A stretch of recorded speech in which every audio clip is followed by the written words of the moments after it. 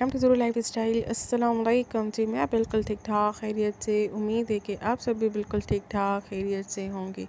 चलिए जी शुरू करते हैं अपना आज का व्लॉग। तो आज का व्लॉग सुबह से स्टार्ट हो रहा है और यहाँ पर जी चल रही थी ब्रेकफास्ट की तैयारियाँ। तो यहाँ पर मैंने चाय बनने के लिए रख दी थी, साथ में जी यहाँ पर मेरे आलू के कबाब फ्राई हो रहे थे जिससे मैं सैंडविच बना लूँगी। ब्रेड भी निकाल दी थी मैंने, बस ये थोड़ी डीप फ्रोज हो जाए और थोड़े बहुत फ्राई हो जाए तो उसके बाद में इसे स्लाइस पे लगा के और सैंडविच मेकर में सैंडविचेस वगैरह बना लूँगी। और जी आज सैटरडे है तो बच्चे भी घर हैं, हस्बैंड भी घर है, तो इस वजह से मैंने सोचा कि बस आलू के सैंडविचेस ही बना लेती हूँ क्योंकि थोड़ा बहुत मौसम चेंज हो गया है तो अभी पराठे इतने ज़्यादा अच्छे नहीं लग रहे, बस कभी कभी दिल चाहता है तो बना लेती हूँ। तो आज मैंने सबसे पूछा कि क्या खाना है, तो किसी ने भी मुझे पराठे के लिए नहीं बोला था, ना ही मीठी रोटी के लिए। तो मैंने सोचा कि बस ये आलू के सैंडविचेस बना लेती हूँ, सभी शौक से खा लेंगे। स्लाइसेस पे मसाला वगैरह लगाया, सैंडविच बना के यहाँ पर जी मैं सैंडविच मेकर में रख दिया था तो just in 5 second to 10 second बन जाएंगे। और यहाँ पर जी साथ में मेरी चाय भी हो गई थी रेडी।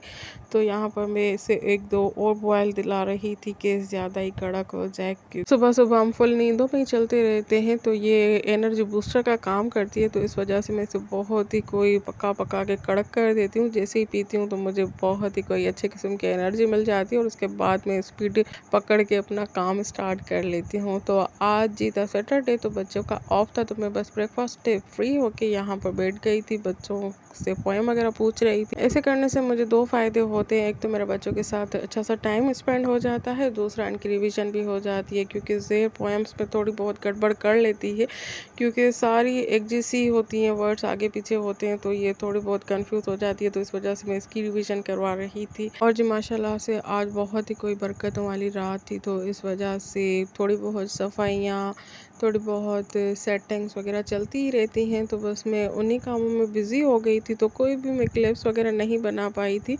और जैसे कि मैं आपको हमेशा बताती हूँ कि मैं इतनी यूज़ टू भी नहीं होती ब्लॉगिंग की, तो मुझसे कभी कभी मिस हो जाता है, माइंड से निकल जाता है बिल्कुल ही। मैं सारे काम कर लेती हूँ उसके बाद याद आ जाता है कि भाई मुझे ब्लॉगिंग भी करनी थी तो थोड़े बहुत क्लिप ले लेती। तो बस मुझे अभी जाके याद आया, ये था 3-4 का टाइम हो गया था।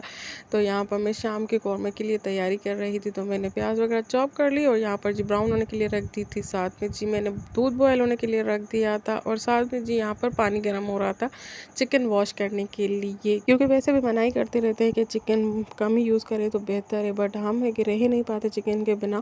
तो इस वजह से यूज़ करें तो थोड़ी केयर के साथ ही करें। तो इस वजह से मैं पानी बॉयल करके अच्छे तरीके से चिकन को वॉश कर लेती हूँ, तो जो भी उस पर एक्स्ट्रा फैट्स वगैरह होते हैं या जो भी कुछ तो वो काफ़ी हद तक निकल जाते हैं। और यहाँ पर जी मैंने 2 पैकेट सेवइयों के भी मंगवा लिए थे, ये भी मुझे बनाने थे। तो मैंने सोचा कि प्याज ब्राउन हो जाए तो मैं उसे निकाल के साइड पर रख दूँगी, जब तक ये ठंडी हो जाएगी तो मैं सेवइयाँ भी पका लूँगी। क्योंकि इन बड़ी रातों में मिठाई भेजा जाता है, कोई सेवइयाँ भेजता है, कोई हलवे, कोई जलेबी इस टाइप की।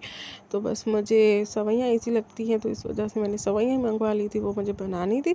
और जी साथ ही मेरे यहाँ पर प्याज हो गए थे ब्राउन, तो मैंने यहाँ पर टिश्यू में निकाल के इसे ड्राई होने के लिए और ठंडा होने के लिए छोड़ दिया था कि ये अच्छे से ड्राई भी हो जाए और ठंडे भी हो जाए। उसके बाद ही मैं इसे ग्राइंड कर लूँगी। उसके बाद जी यहाँ पर मैं सेवइयाँ बनाने लग गई थी। तो सब काम मेरे साथ साथ ही चलते रहते हैं, ऐसे मेरा टाइम बहुत ही ज़्यादा सेव हो जाता है और कोई भी मुझे थकावट नहीं होती क्योंकि साथ के साथ ही सारे काम होते जाते हैं तो इतना कोई ज़्यादा टाइम मुझे नहीं लगता। साथ ही जी मैंने कौरमा भी बनाना स्टार्ट कर दिया था, चिकन को अच्छे से भून लिया था और ग्राइंड किया हुआ प्याज भी ऐड कर लिया। और यहाँ जी बस मैं 10 to 15 मिनट्स की अच्छी से भुनाई करके उसमें पानी ऐड कर दूँगी शोरबे के लिए, तो चिकन भी गल जाएगी और शोरबा बन जाएगा। उसके बाद जी शाम का टाइम हो गया था, यहाँ पर जी 5 हो रहे थे तो मैंने सोचा कि बच्चों को भी रेडी कर लेती हूँ, तो उनके कपड़े वगैरह लेके आ गई थी। तो तेरे को भी आजकल बहुत ही कोई ज़्यादा शौक हुआ है get ready with me videos की, क्योंकि आजकल बच्चे जो देखते हैं वही करना चाहते हैं। तो मुझे बोला कि आप मेरे लिए बना दे, तो बस मैं वही बना रही थी। तो ड्रेस वगैरह लेके आ गई थी, जो भी उनकी थोड़ी बहुत एसेसरीज थी वो ही। और यहाँ पर ये छोटी मैडम भी तैयार हो रही थी और ये भी साथ साथ जी वीडियोस बनवा रही थी। तो मैंने सोचा कि आपके साथ भी थोड़ी बहुत क्लिप्स शेयर कर दूं। और मैं बहुत ही ज़्यादा एक्साइटेड हो जाती हूँ, बच्चों को ड्रेसअप करती हूँ, अच्छे से तैयार करती हूँ और बताती हूँ कि ये ईद है या कोई भी फेस्टिवल होता है उसके बारे में इनको गाइड कर लेती हूँ। और अब जैसे जैसे माशाल्लाह से ये बड़ी हो रही है तो ये ख़ुद भी बहुत ज़्यादा एक्साइटेड होती है, हर इवेंट को लेके, ईद हो या कोई भी जैसे 14 अगस्त हो गया, तो इनको अगर मैं बता देती हूँ कि कल ये है तो ये बहुत ही कोई ज़्यादा एक्साइटेड हो जाती हैं कि हमें ड्रेसअप होना है, फ़ोटोज़ बनवानी है और इस पे ये होगा उस पे वो होगा। तो बच्चों को बचपन से ही आदत होनी चाहिए ताकि आगे चल के भी वो ऐसे ही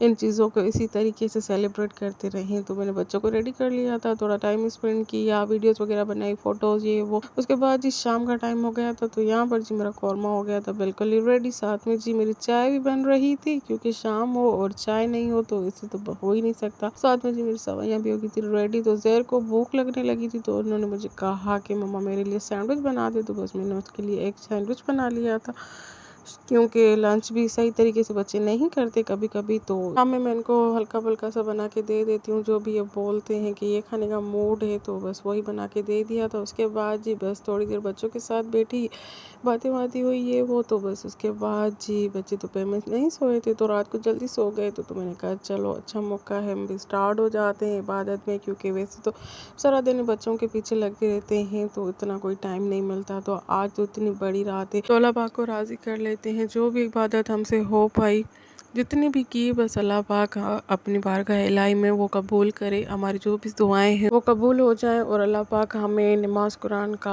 आदी बनाए, हमें हिदायत दे के हम राह रास्त पे चलें और ज़्यादा से ज़्यादा अपना वक्त इबादतों में गुजारें। क्यों हम सबको दुनिया में भेजा ही इस मकसद के लिए था कि हम ज़्यादा से ज़्यादा इबादत कर सकें, पर हम तो दुनिया में आके वो सब चीज़ें भूल ही गए हैं, बस अपने नफ्सा नफ्सी में लगे रहते हैं अपने कामों में।